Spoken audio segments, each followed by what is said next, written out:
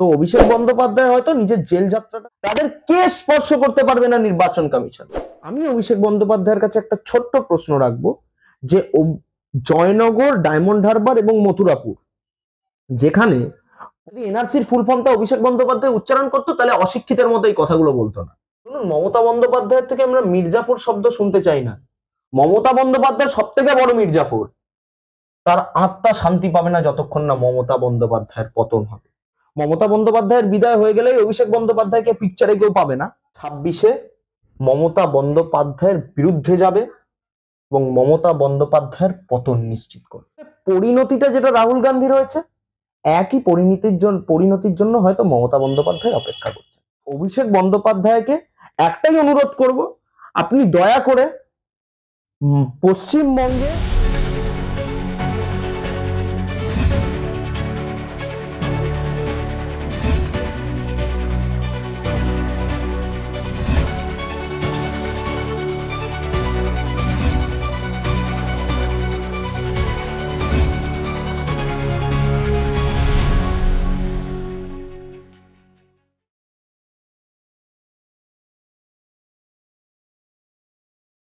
এই এসআইআর নিয়ে যেটা চলছে, মমতা ব্যানার্জি বলছেন যে নোটবন্দি শুনেছিলেন তো, এসআইআর হচ্ছে ভোটবন্দি। এটা সবচেয়ে বড় অসম্মান নেই যে আপনাকে প্রমাণ করতে হবে আপনি এই দেশের নাগরিক। দেখুন, কাকে প্রমাণ করতে হবে এই দেশের নাগরিক? মমতা বন্দ্যোপাধ্যায়কে নিজের দলের অনুপ্রবেশকারীগুলোকে যে প্রমাণ করবার চেষ্টা চালাচ্ছেন, যে এই অনুপ্রবেশকারীকে আমায় প্রমাণ করতে হবে এই দেশের নাগরিক, পরলোকগামী ভোটারদের প্রমাণ করতে হবে এই দেশের নাগরিক, ওই প্রক্রিয়া মমতা বন্দ্যোপাধ্যায় চালাক। মমতা বন্দ্যোপাধ্যায়কে পশ্চিমবঙ্গের ভোটার যারা, তাদের বিরুদ্ধে গিয়ে প্রশ্ন তুলতে নির্বাচন কমিশন সেই ব্যাটন হাতে তুলে দেননি। মমতা বন্দ্যোপাধ্যায়, অভিষেক বন্দ্যোপাধ্যায় চাইছেন এই এসআইআর এর নাম করে, এসআইআর এর মধ্যে দিয়ে যাতে ডবল এন্ট্রি, ট্রিপল এন্ট্রি, তারপরে শিফটেড ভোটার, এদেরকে যাতে ভোটার তালিকায় রেখে দেওয়া যায়, তাহলে সরকারটা টিকে থাকবে, নত সরকারের পতন অনিবার্য। এবার মমতা ব্যানার্জি যে কোনো রকমের বক্তব্য রাখতে পারেন, অভিষেক বন্দ্যোপাধ্যায় নিজের অবস্থান স্পষ্ট করতে পারেন, কিন্তু নির্বাচন কমিশনের অবস্থান স্পষ্ট করবার জন্য সেই এজেন্টটা মমতা বন্দ্যোপাধ্যায় বা অভিষেক বন্দ্যোপাধ্যায় নয়। একদিকে রয়েছে মুখ্য নির্বাচনী কমিশন, কেন্দ্রীয় নির্বাচন কমিশন, একদিকে রয়েছে রাজ্য নির্বাচন কমিশন। তো তারা তাদের নিজস্ব অবস্থান স্পষ্ট করবে। এখানে মমতা বন্দ্যোপাধ্যায় যদি মনে করেন যে তার বক্তব্য হবে কথামৃত, তার বক্তব্য হবে আকাশবাণী, তাহলে মমতা বন্দ্যোপাধ্যায় ভুল রাজ্যে বাস করছেন। মমতা বন্দ্যোপাধ্যায় তৈরি হয়েছেন, মমতা বন্দ্যোপাধ্যায় রাজনীতিবিদ হিসেবে স্বীকৃতি পেয়েছেন হাম্বা হাম্বা রাম্বা রাম্বা করবার জন্য। দয়া করে মুখ্যমন্ত্রীকে অনুরোধ করব, এমন কোনো বক্তব্য বলবেন না বা এমন কোনো বক্তব্য জনসমক্ষে পেশ করবেন না যার জেরে মানুষ বিভ্রান্ত হয় এবং দিনে দিনে আপনি যে খোরাক নামক বস্তুটা মানুষের সামনে নিজের আপনার ইমেজটা তৈরি হয়েছে, আপনি যে খোরাকে পরিণত হয়েছেন, এই খোরাকটাকে দয়া করে আরো এগিয়ে নিয়ে যাবেন না। দয়া করে গঠনমূলক রাজনীতি করুন পশ্চিমবঙ্গে। এইরকম মানুষকে বিভ্রান্ত করে, দিনের পর দিন মানুষকে ভুল বুঝিয়ে, একটা পার্টিকুলার সমাজকে উস্কে দিয়ে, মানুষের দৈনন্দিন জীবনে হস্তক্ষেপ করে, মানুষকে বিপদের মুখে ঠেলে দিয়ে দয়া করে রাজনীতি করাটা বন্ধ করুন। উনি বলছেন এত তাড়া কিসের ছিল এসআইআর করার, বাংলার উন্নয়ন দেখে জ্বলছে বিজেপি আর লুচির মতো ফুলছে। দেখুন, যেই রাজ্য 100 দিনের কথায় প্রথম স্থান পায়, সেই রাজ্য লাস্ট থেকে ফার্স্ট বয় হয়। ওই দেখবেন, যখন আমাদের যে কোনো আমরা এক্সাম দেওয়ার পর তার রেজাল্ট বেরোয়, তখন কেউ ফার্স্ট বয় হয়, কেউ লাস্ট বয় হয়। মমতা বন্দ্যোপাধ্যায় লাস্ট থেকে ফার্স্ট বয় হয়েছে, এটাই তার প্রমাণ। পশ্চিমবঙ্গের মাটিতে এমন উন্নয়ন হয়েছে যে উন্নয়নের জোয়ারে জোয়ারে অর্পিতার, পার্থ চট্টোপাধ্যায়ের বান্ধবীর খাটের তলা থেকে 55 কোটি, এমন উন্নয়নের জোয়ার হয়েছে, জীবন কৃষ্ণ সাহা পাঁচিলের ওপর উঠে গেছে।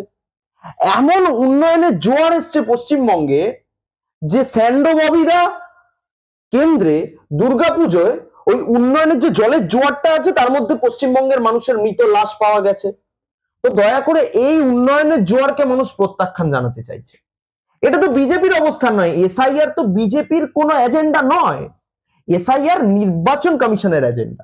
নির্বাচন কমিশন চাইছে যে যেভাবে আজকে গোটা ভারতবর্ষের ওপর একটা সন্ত্রাসবাদী শক্তি, একটা বিচ্ছিন্নতাবাদী শক্তি এই ভারতবর্ষের মাটিতে ঢুকে ভারতবর্ষের মাটিতে সাইলেন্ট ডেমোগ্রাফিক ইনভেশনের মাধ্যমে দিনের পর দিন সন্ত্রাসবাদী কার্যকলাপ চালাচ্ছে, সেই কার্যকলাপ মুক্ত করতে, আভ্যন্তরীণ নিরাপত্তাকে আরো শক্তিশালী করতে, সে কারণে আজকে এসআইআর এর মতো পদক্ষেপগুলো গ্রহণ করা হচ্ছে, যাতে আমাদের দেশের, আমার রাজ্যের ভোটার, আমার দেশের ভোটার যাতে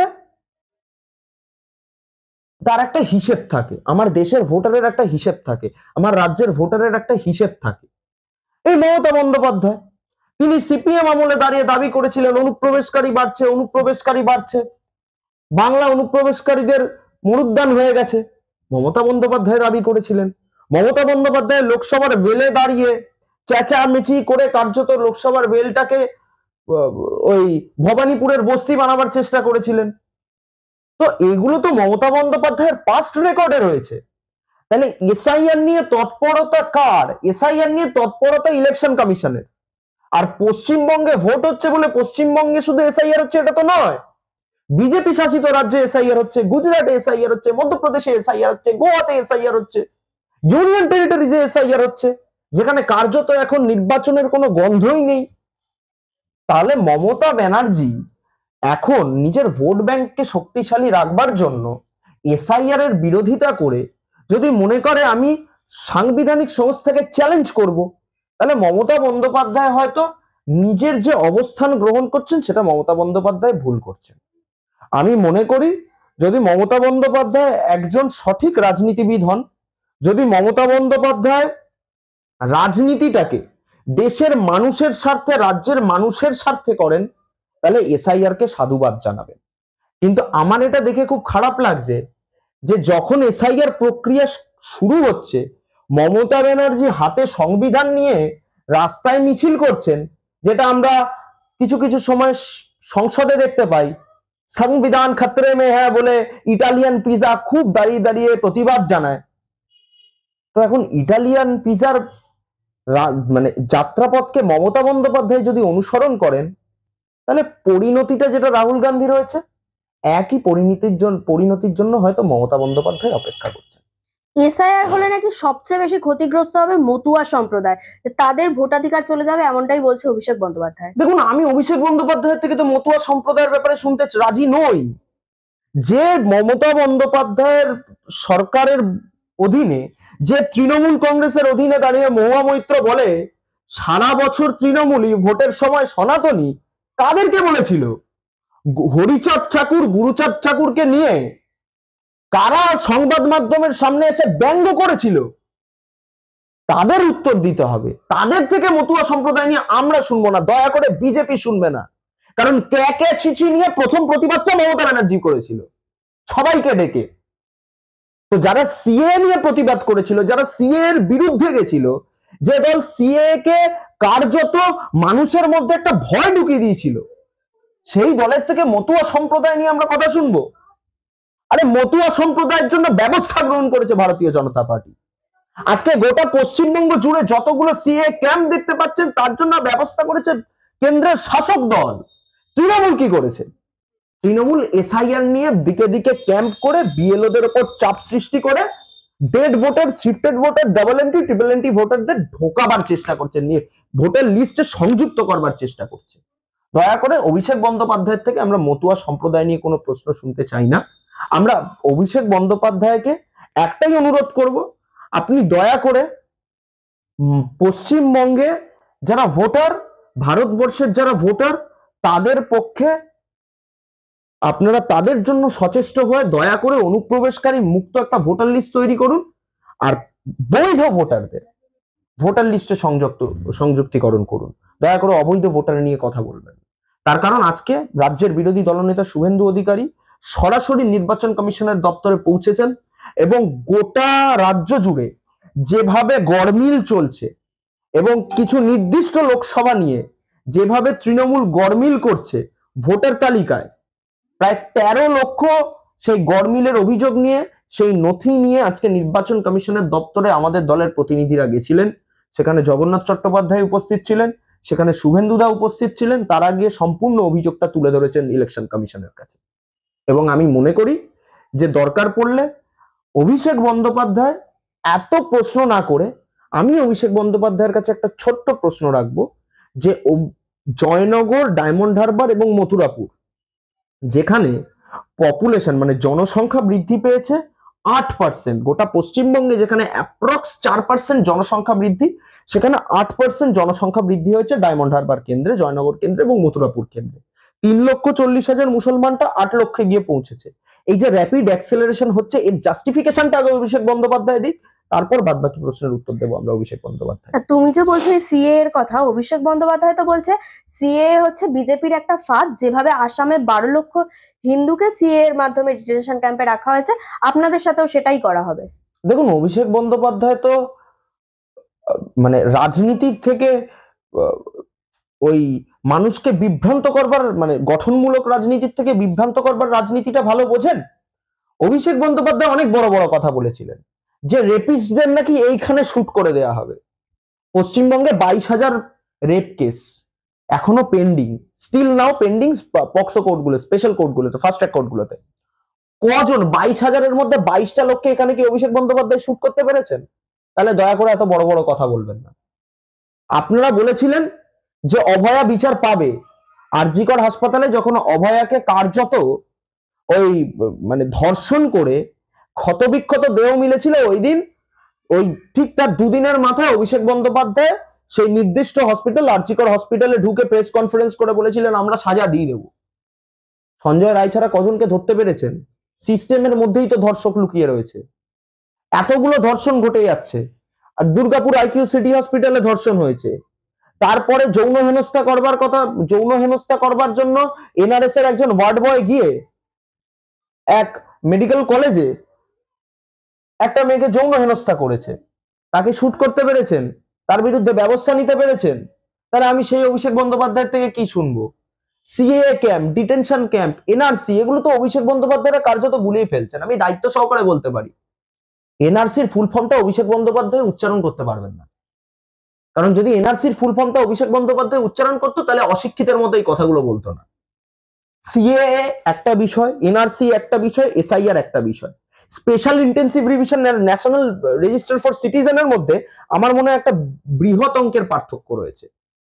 সিটিজেনশিপ অ্যামেন্ডমেন্ট অ্যাক্টের মধ্যে একটা বৃহৎ অঙ্কের পার্থক্য রয়েছে। তিনটে ভিন্ন ভিন্ন ইস্যু। এখন যদি অভিষেক বন্দ্যোপাধ্যায় মনে করেন যে জাস্টিস ফর প্রদীপ কর বলে রাস্তায় নামলেই গোটা পশ্চিমবঙ্গবাসীকে আমি বুঝিয়ে দিতে পারবো যে এনআরসি আর এসআইআর এক, তাহলে অভিষেক বন্দ্যোপাধ্যায় মূর্খের রাজ্যে বাস করছেন। এবং অভিষেক বন্দ্যোপাধ্যায় নিজে, মানে অভিষেক বন্দ্যোপাধ্যায়ের বিদায় বলাটা ভুল, মমতা বন্দ্যোপাধ্যায়ের বিদায় হয়ে গেলেই অভিষেক বন্দ্যোপাধ্যায়কে পিকচারে কেউ পাবে না। তো অভিষেক বন্দ্যোপাধ্যায় হয়তো নিজের জেল যাত্রাটার জন্য এখন সময় গুনছেন।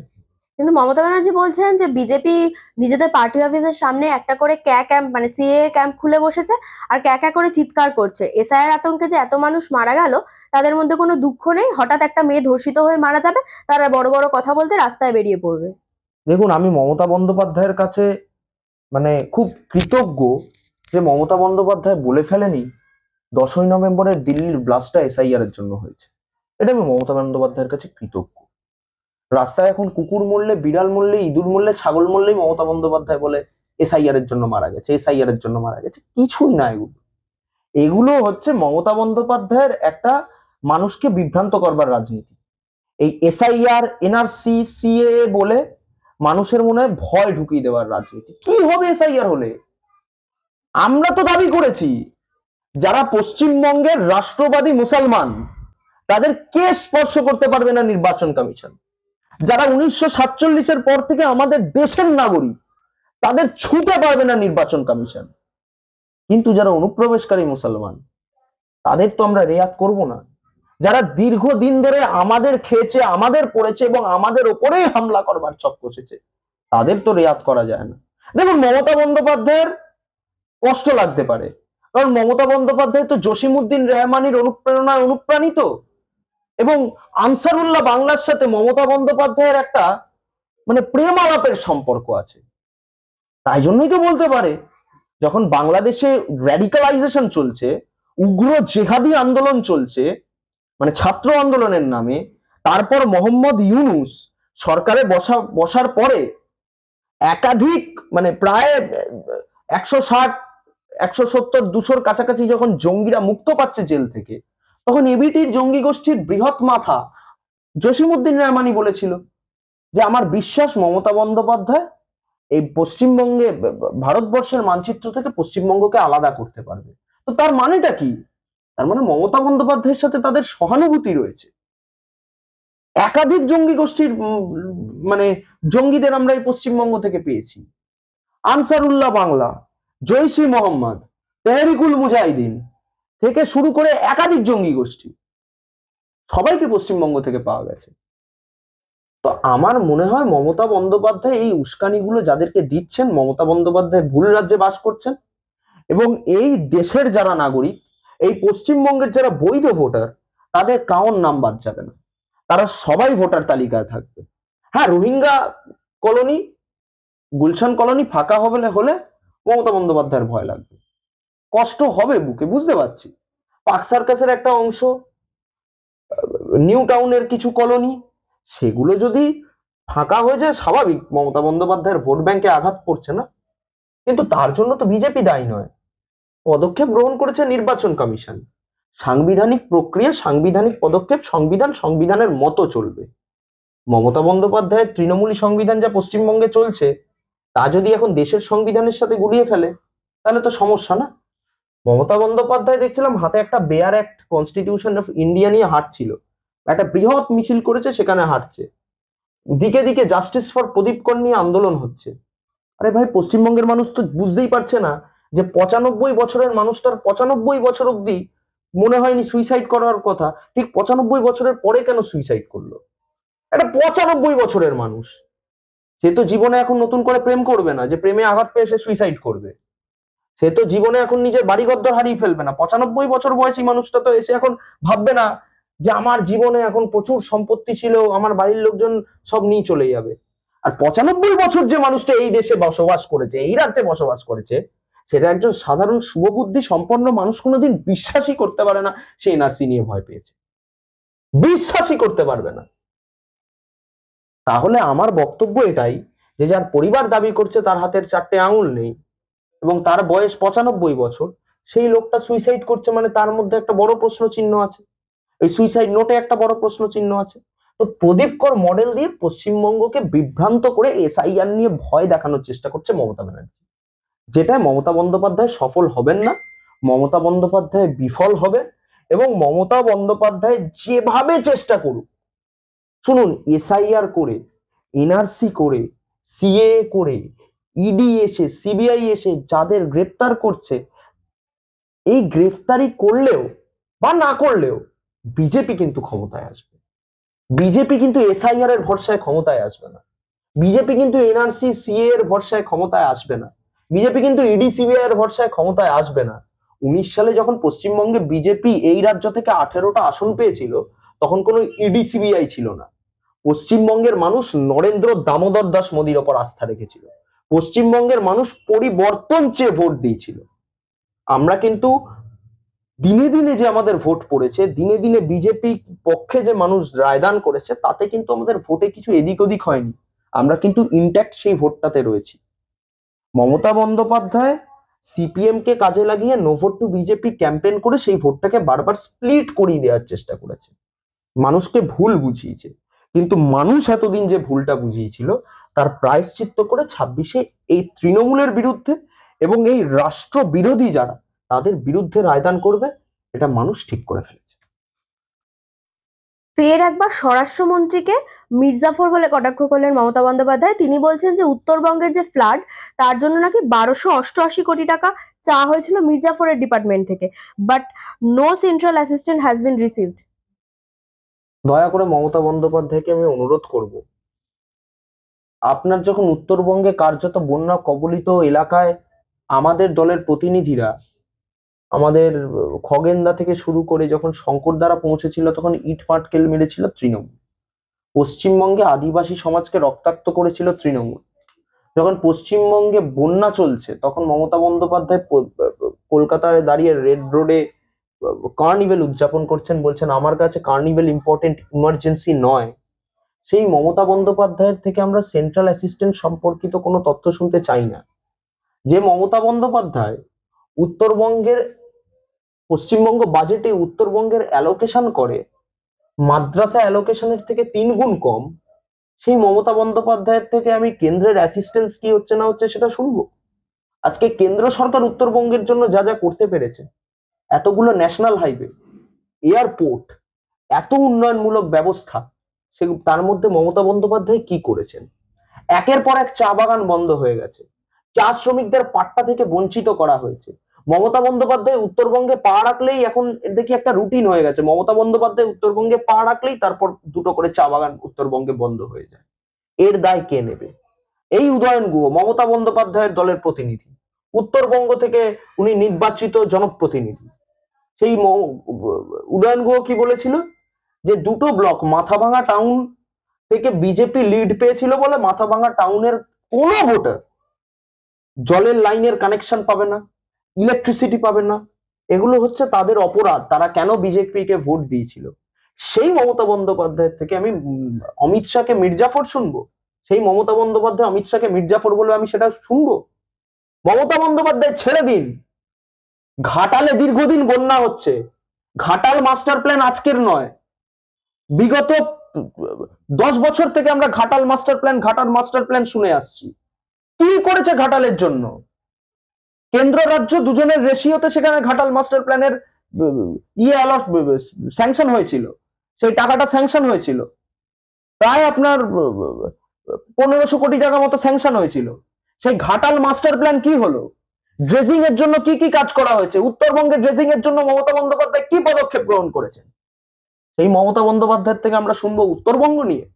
আগে নিজের রাজ্যে উত্তরবঙ্গ ছেড়ে দিন, আগে ঘাটালের মানুষকে স্বস্তি দিন। প্রত্যেক বছর বন্যা হলে তারা খেতে পায় না, তারা বাড়ির থেকে বেরোতে পারে না, রাস্তাঘাটে যান চলাচলের জন্য অটো বাস চলে না, সাঁতার কেটে নৌকা করে ঘুরে বেড়াতে হয় মানুষকে।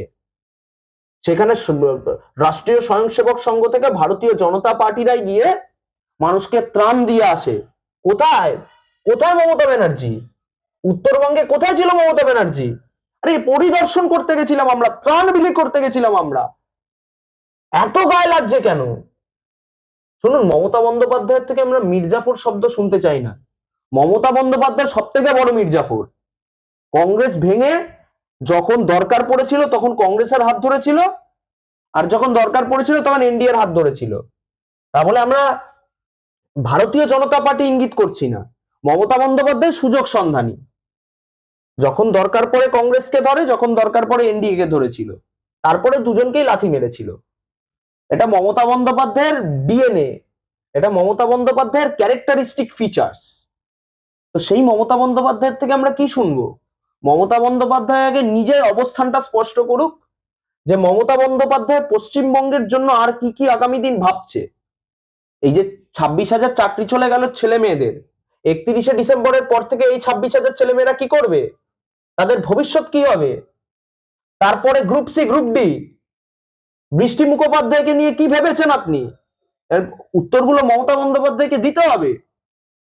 আজকে টেটের অবস্থা কি, প্রাইমারি টেটের অবস্থা কি, এগুলো কে করবে? আজকে এত বড় বড় কথা বলবো, কেন্দ্রের বিরুদ্ধে বিরুদ্ধাচরণ করব, আর তারপরে পশ্চিমবঙ্গে দাঁড়িয়ে আমরা এত মানে এসআইআর, সিএ, এনআরসি নিয়ে বিরোধিতা করব? শুনুন, এটা একটা কালেকটিভ রেসপন্সিবিলিটি, এটা হচ্ছে একটা সিস্টেমেটিক ফ্রড। মমতা বন্দ্যোপাধ্যায়ের সরকার পশ্চিমবঙ্গে কার্যত ফ্রডিউলেন্ট অ্যাক্টিভিটিস চালিয়েছে। পশ্চিমবঙ্গের মানুষ তা নিয়ে যথেষ্ট ওয়াকিবহল, এবং যেদিন সময় পাবে সেদিন আর যাই হোক তৃণমূলকে আগে তাড়াবে, মমতা বন্দ্যোপাধ্যায়কে আগে গদিচ্যুত করবে। কারণ মমতা বন্দ্যোপাধ্যায়কে গদিচ্যুত করাই একমাত্র পথ নতুন সূর্যোদয় করবার জন্য। উনি তখন জিএসটি নিয়েও সমস্যা মানে হচ্ছে না, উনি বলছেন যে আমি মানে আমার দলই সেই প্রথম দল যে জিএসটি কে সাপোর্ট করেছিল, কারণ অমিত মিত্র বুঝিয়েছিল জিএসটি ভালো। কিন্তু এখন মনে হচ্ছে জিএসটি করানো আমার উচিত হয়নি, কারণ সেন্ট্রাল গভর্নমেন্ট সব ট্যাক্সের টাকা নিয়ে বেরিয়ে যায়, রাজ্যকে বঞ্চিত করে দেয়। আমি দয়া করে অনুরোধ করব মমতা বন্দ্যোপাধ্যায়কে, সেন্ট্রাল গভর্নমেন্ট ট্যাক্সের টাকা নিয়ে গেছে মানলাম, আপনার কথা মতো সেন্ট্রাল গভর্নমেন্ট সব ট্যাক্সের টাকা নিয়ে চলে যাচ্ছে, কিন্তু এই চাকরি চোর যারা শিক্ষিত যুবক তাদের টাকা নিয়ে যে একাধিক নেতা আপনাদের পালিয়ে গেছে, এই টাকাগুলো কোথায় গেল? পশ্চিমবঙ্গ থেকে প্রত্যেক দিন কোথাও না কোথাও ইডি রেড করে কয়েক কোটি টাকা উদ্ধার করছে। এই টাকাগুলো কারা নিয়ে পালিয়েছে? এই টাকাগুলো কিসের টাকা? এর উত্তর কে দেবে? এই 286 কোটি টাকা আপনার আমাদের যে শিক্ষা দুর্নীতিতে, সেই 286 কোটি টাকা একটা সেক্টর থেকে, একটা সেক্টরের দুর্নীতি থেকে, এরকম গ্রুপ সি, গ্রুপ বি সমস্ত জায়গা থেকে টোটাল ইডি প্রেস রিলিজ দিয়েছিল আমাদের ইয়েতে, আপনার জুন মাসের 23 তারিখ, সম্ভবত মে বা জুন মাসের 23 তারিখ ইডি প্রেস রিলিজ দিয়েছিল। সেখানে 650 কোটি টাকার দুর্নীতির উল্লেখ ছিল। এই টাকাটা কোথায় গেল? এই টাকাটা কারা নিয়ে গেল? জিএসটি করে লাফিয়ে লাভ নেই তো। জিএসটি হয়েছে বলে মানুষ রাহা পেয়েছে। আজকে জিএসটির মধ্যে দিয়ে, নতুন জিএসটির মধ্যে দিয়ে আজকে দুধ, পাউরুটি, স্টেশনারি, নিত্য প্রয়োজনীয় জিনিস যেটা মিডল ক্লাস ফ্যামিলিরা প্রত্যেকদিন অ্যাফোর্ড করবার চেষ্টা করে, সেই জায়গায় সুরাহা করে দিয়েছে নির্মলা সীতারামন। আপনারা কি করেছেন? চলুন, জিএসটি নিয়ে বিরোধিতা আমি মমতা বন্দ্যোপাধ্যায়ের থেকে শুনতে চাই না। আর আমি অমিত মিত্রকে এখানে একটা উদাহরণ হিসেবে দেখতে চাই না। অমিত মিত্র রাজ্যের অর্থমন্ত্রী হিসেবে কি করতে পেরেছেন? আমরা পশ্চিমবঙ্গে একাধিক বাণিজ্য সম্মেলন দেখতে পাই, একাধিক ইন্ডাস্ট্রি আসার কথা বলে, সেগুলো কোথায় যায়? আদানি 10,000 কোটি টাকা বিনিয়োগ করছে, ওটা পশ্চিমবঙ্গবাসীকে শোনানো হলো বেঙ্গল গ্লোবাল বিজনেস সামিট 2021 সালে। তো এই বিজিবিএস করে কি হয় পশ্চিমবঙ্গে? একটা ইন্ডাস্ট্রি নেই, টাটা চলে গেছে এখান থেকে। মমতা বন্দ্যোপাধ্যায় হঠাৎ একদিন কি মনে হলো, ছুটে চলে গেল স্পেনে জারাকে ধরে আনবে। আরে ভাই, একটা ছুঁচ তৈরির কারখানা করতে পারে, একটা আন্ডারওয়্যারের ফ্যাক্টরি আনতে পারেনি মমতা ব্যানার্জি, তার থেকে আমরা এত বড় বড় কথা শুনবো? দেউচা বাচামির জমিটা কি হলো? প্রায় 2 লক্ষ কর্মসংস্থান হবে। কি করেছে দেউচা বাচামির জমিতে? কি হয়েছে? ঝাড়পোঁছ চলছে এখন দেউচা বাচামির জমিতে নাকি? শুনুন, মমতা বন্দ্যোপাধ্যায়ের কাছ থেকে আমরা আর কিচ্ছু শুনতে চাই না। একটা অপদার্থ মুখ্যমন্ত্রী, যার কোনো ক্রেডিবিলিটি নেই, যার কোনো অ্যাকাউন্টেবিলিটি নেই, এই মুখ্যমন্ত্রীর থেকে আমরা ফার্দার আর কোনো জাস্টিফিকেশন শুনতে চাই না। একমাত্র পথ, পশ্চিমবঙ্গকে যদি বাঁচাতে হয়, পশ্চিমবঙ্গের বুকে যদি টেসলাকে আনতে হয়, পশ্চিমবঙ্গের বুকে যদি সেমিকন্ডাক্টর প্ল্যান্টেশন হাব দরকার হয়, তাহলে তার জন্য প্রথম দরকার হচ্ছে কে? নরেন্দ্র দামোদর দাস মোদীকে। কারণ নরেন্দ্র মোদী ছাড়া বাস্তবায়নের স্বপ্ন মমতা বন্দ্যোপাধ্যায় নয়, বাস্তবায়নের স্বপ্নই নরেন্দ্র মোদী। যিনি যে কোনো প্রতিশ্রুতিকে বাস্তবায়ন করতে পারেন, তার নাম নরেন্দ্র দামোদর দাস মোদী। আর যিনি প্রতিশ্রুতিকে চিটিংবাজি করতে বলে আখ্যা দিতে পারেন, তার নাম মমতা ব্যানার্জি। আমার বক্তব্য নয় ভাই, মমতা বন্দ্যোপাধ্যায় স্টেজ থেকে বলেছে প্রতিশ্রুতি মানে cheat cheat cheat cheat. Mamata Bandyopadhyay নিজের অবস্থান স্পষ্ট করে দিয়েছে। আর যশস্বী কর্মযোগী প্রধানমন্ত্রী আমরা নরেন্দ্র দামোদর দাস মোদীকে কেন বলি? কারণ কর্মযোগের সেই রাস্তা তৈরি করেছে নরেন্দ্র মোদী। দেশকে উন্নততর জায়গায় আর্থিকভাবে স্বাবলম্বী করেছে নরেন্দ্র মোদী। আজকে 4th লার্জেস্ট ইকোনমিক পথ দেখিয়েছে নরেন্দ্র মোদী। তাই জন্য নরেন্দ্র মোদীকে প্রয়োজন, কোনো কংগ্রেস নয়, কোনো তৃণমূল নয়। আমরা গঠনমূলক সমালোচনা পছন্দ করি, কিন্তু গঠনমূলক সমালোচনা যেখানে হার মানে, সেখানে আমরা চাই না যে আমরা কোনোদিন দেশ বিরোধী, দেশের শত্রুদের কাছে আত্মসমর্পণ করব। আজকে মমতা বন্দ্যোপাধ্যায় থেকে বিরোধীরা গঠনমূলক সমালোচনা করতে পারছে না বলে তারা দেশ বিরোধীদের কাছে আত্মসমর্পণ করছে। তাই জন্য দেশের বুকে এত বড় বড় ব্লাস্ট হচ্ছে। দয়া করে অনুরোধ করব, যদি পশ্চিমবঙ্গের এই অবস্থা থেকে পরিত্রাণ পেতে হয়, তাহলে 26 সালে NRC, SIR, CA, ED, CBI কিচ্ছু নয়, গোটা পশ্চিমবঙ্গের মানুষকে ভারতীয় জনতা পার্টির পক্ষে ভোট দিতে হবে। মুসলমানদের মধ্যে বিভাজন তৈরি করেছে মমতা ব্যানার্জি। আজকে আমরা কেন বলবো যে সন্ত্রাসবাদের ধর্ম হয়? আজকে আমাদের কেন বলতে হবে সন্ত্রাসবাদের ধর্ম হয়? কারণ মমতা বন্দ্যোপাধ্যায় বলছে সন্ত্রাসবাদের ধর্ম হয় না, কিন্তু দেখুন আজকে ব্লাস্ট গুলো দেখুন, তাদের নাম উঠে আসছে। মুসলিমদের মধ্যে মমতা বন্দ্যোপাধ্যায় বিভাজন তৈরি করছে, রাষ্ট্রবাদী মুসলমানদের কার্যত ভিলেন বানাচ্ছে মমতা ব্যানার্জি। বাইরের থেকে দেশ বিরোধীদের এনে রাষ্ট্রবাদী মুসলমানদের মধ্যখানে মিলিয়ে দিয়ে মুসলমানদের ভিলেন বানাবার চেষ্টা করছে মমতা ব্যানার্জি। কিন্তু দেখুন এই মুসলমানরাই বঞ্চিত হচ্ছে মমতা ব্যানার্জির কাছে। তাই আমি অনুরোধ করব, যারা যারা দেশের বুকে চিহ্নিত রাষ্ট্রবিরোধী, যারা দেশের বুকে চিহ্নিত বিচ্ছিন্নতাবাদী, তাদেরকে অবিলম্বে এই ভোটার তালিকা থেকে সরাতে হবে। সাদ রাডি, জাভেদ মুন্সিদের মতো একাধিক জঙ্গি গোষ্ঠীর জঙ্গিরা যারা এখনো মাথা গুঁজে আছে মমতা ব্যানার্জির জন্য, তাদেরকে ভোটার লিস্ট থেকে সরাতে হবে। সমস্ত রাষ্ট্রবাদী মুসলমানকে এগিয়ে এসে যারা সৈয়দ মুস্তাফা আলীর পংক্তিতে বিশ্বাস করে, যারা এপিজে আব্দুল কালামের পথকে অনুসরণ করেন, সেই মুসলমানদের ভারতবর্ষের প্রধানমন্ত্রী নরেন্দ্র মোদীজির পক্ষে রায়দান করতে হবে। তাহলেই একমাত্র পরিত্রাণ হতে পারে। এবং আমরা বিশ্বাস করি যারা রাষ্ট্রবাদী মুসলমান, যারা পশ্চিমবঙ্গের নাগরিক, যারা ভারতবর্ষের নাগরিক, তারা বিভাজন নয়, তারা আগামী দিনে দেশের উন্নয়নের জন্য নরেন্দ্র মোদীকেই সমর্থন করবে। দাদা, তুমি শেষ প্রশ্ন, তুমি শিক্ষক দুর্নীতির কথা বললে। শিক্ষক দুর্নীতিতে মূল অভিযুক্ত ছিল পার্থ চট্টোপাধ্যায়ের জেল মুক্তি ঘটেছে গতকাল। তিনি একটি সাক্ষাৎকারে বলছেন যে উনি যখন শিক্ষামন্ত্রী ছিলেন তখন এমন অভিযোগ কখনো ওঠেনি যে উনি চাকরিতে দুর্নীতি হয়েছে, টাকার বিনিময়ে চাকরি বিক্রি হয়েছে। উনি মন্ত্রিত্ব করেছেন সততার সঙ্গে। দেখুন, যে কোনো অভিযুক্তের বেল পাওয়ার অধিকার রয়েছে। অভিযুক্ত বেল পাবে না এটা আইনে কোথাও লেখা নেই, কিন্তু অভিযুক্ত বেল পেয়েছে মানে তিনি যে নির্দোষ প্রমাণিত হয়ে গেছে তা আইন এখনো স্পষ্ট করেনি। তো আইন যখন একজন অভিযুক্তকে নির্দোষ স্পষ্ট করছে না, তার মানে অভিযুক্ত কিন্তু এখনো সেই অভিযোগের চোখেই অভিযুক্তকে চিহ্নিত করা হচ্ছে। যদি পার্থ চট্টোপাধ্যায় চুরি না করতেন, যদি পার্থ চট্টোপাধ্যায় দুর্নীতি না করতেন, তাহলে এত শিক্ষককে আজকে রাস্তায় বসতে হতো কেন? সুবীরেশ গঙ্গোপাধ্যায় থেকে একাধিক কল্যাণময় গঙ্গোপাধ্যায় হয়তো তারা আজকে বেলে রয়েছে, তাদেরকে জেলের মধ্যে যেতে হয়েছিল কেন?